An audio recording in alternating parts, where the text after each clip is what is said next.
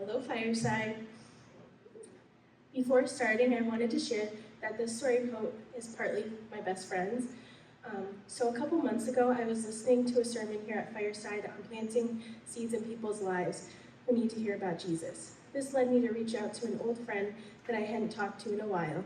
We had left our friendship on not so great terms, but knew she was struggling with home life, alcohol, and other things. I felt like it was important for me to see how she was doing.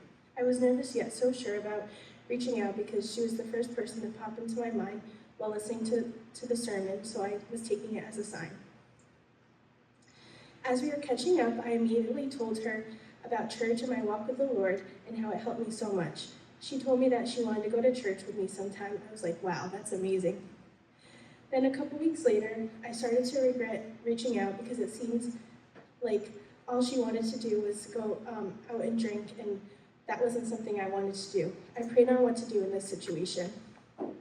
I remember that I too was in a similar place, so why was I judging her? Ephesians 4:32 says, "And be kind and compassionate for one another, forgiving one another, just as God also forgave you in Christ."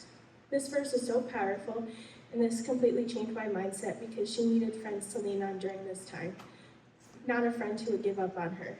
After a really hard patch and her coming to Fireside to watch my baptism, I can actively see the Lord working in her life every day, and she's open to coming to church with me on a more regular basis and wanting to make a change in her life. It was so powerful watching how much she is changing her life for the better, and I know reaching out and telling her about the Lord was the best decision I could have ever made.